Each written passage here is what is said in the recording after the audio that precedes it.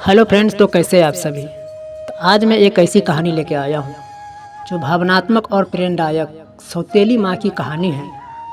एक कहानी जो रिश्तों को बदलते मायनों को उजागर करती है। तो आप लोग कहानी को अंत तक जरूर सुनें।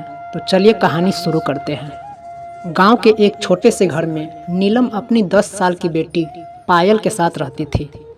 पति राजेश का निधन एक सड़क दुर्घटना में हो गया था। पायल तब केवल 3 साल की थी। नीलम ने अकेले ही पायल की परवरिश की। कुछ सालों बाद राजेश के बड़े भाई विक्रम ने नीलम से विवाह करने का प्रस्ताव रखा। दोनों परिवारों के दबाव में आकर नीलम ने हाँ कर दी। अब नीलम को एक नई जिम्मेदारी मिली, विक्रम की 7 साल की बेटी आर्या की माँ का देहांत उसके जन्म के तुरंत बाद ही हो गया था। शुरुआत में आर्या नीलम को बिल्कुल पसंद नहीं करती थी। उसे लगता था कि नीलम उसकी सौतेली माँ है।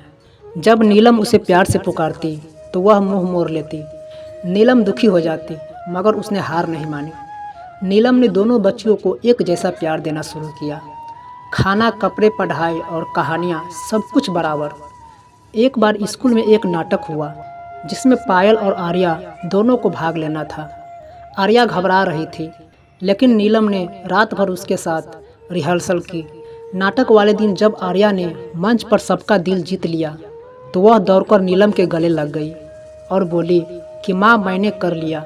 नीलम की आंखों में आंसू थे, लेकिन इस बार खुशी के। उसी दिन से आर्या ने नीलम को माँ कहना शुरू कर दिया। समय बीतता गया और दोनों बेटियां बड़ी हुई। लोग जब पूछते कि ये आपकी सौतेली बेटी है तो नीलम मुस्कुराकर कहती, नहीं, ये मेरी बेटी है, बस जन्म किसी और ने दिया, मगर दिल तो मैंने दिया है। समय धीरे धीरे बीत रहा था। नीलम अब दोनों बेटियों की देखभाल में पूरी तरह डूबी रहती थी। आर्या और पायल दोनों ही स्कूल में होशियार थी, लेकिन आर्या को कला में गहरी रुचि थी। चित्र बनाना, रंगों से खेलना उसे दुनिया से जोड़ता था।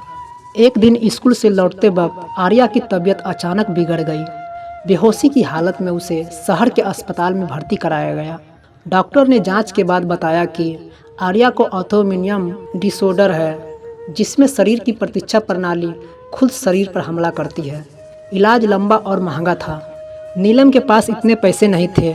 उसने गहने बेचे, खेत गिरवी रखे, लेकिन पैसे फिर भी कम पड़ रहे थे। गांव के लोगों ने ताने मारने शुरू कर दिए और लोगों ने कहते थे कि आखिर सौतेली है, इतना क्यों कर रही है, अपनी बेटी के लिए कुछ बचा भी है या नहीं। नीलम ने इन बातों की परवाह नहीं की। वो दिन रात अस्पताल में बैठी रहती, कभी डॉक्टरों से बहस करती तो कभी ईश्वर से मिन्नतें मांगती।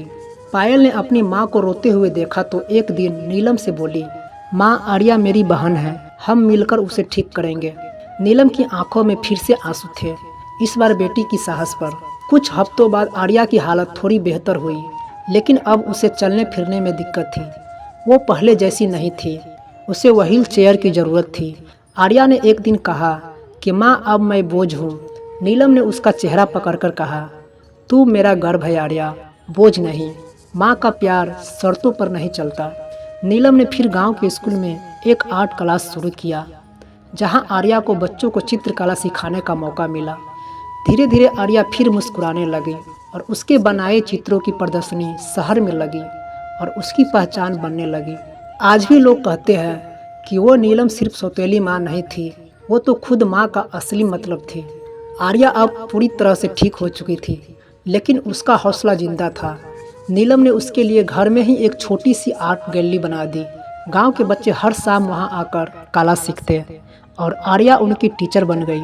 लेकिन नीलम की हालत धीरे धीरे बिगड़ने लगी। लगातार मेहनत, तनाव और चिंता ने उसकी सेहत पर असर डाला।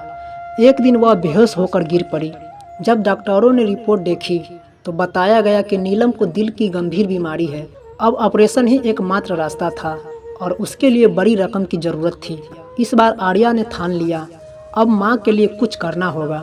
उसने अपने बनाए हुए चित्रों की ऑनलाइन नीलामी शुरू की। शहर के एक प्रसिद्ध गैलरी ने उसके कामों को पहचान दी। लोग जानने लगे कि यह वही लड़की है जो व्हीलचेयर चेयर पर बैठी थी, लेकिन उसके रंग बोलते हैं। कुछ ही हफ्तों में आर्या ने माँ के इलाज के लिए पैसे जमा कर लिए। ऑपरेशन सफल रहा, लेकिन नीलम अब बहुत कमज़ोर हो चुकी थी। एक दिन वो छत पर बैठकर आर्या के बनाए एक चित्र को देख रही थी। जिसमें माँ बेटी एक साथ आसमान की ओर देख रही थी। आर्या आई और उसकी गोद में सिर रख दिया और बोली, माँ, जब लोग कहते हैं कि सौतेली माँ प्यार नहीं कर सकती तो मैं बस तुम्हारा नाम लेती हूँ। नीलम ने उसकी आंखों में देखा और कहा कि बेटा, तू मेरा सबसे सुंदर चित्र है जो मैंने अपने दिल से बनाया है।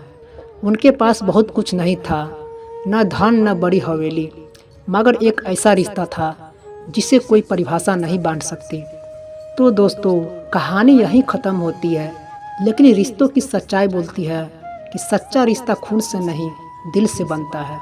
तो आप लोगों को ये कहानी कैसी लगी तो आप लोग कमेंट में ज़रूर बताइएगा, और कहानी अच्छी लगी तो एक लाइक ज़रूर कीजिएगा, और नए हो तो चैनल को सब्सक्राइब ज़रूर कीजिएगा।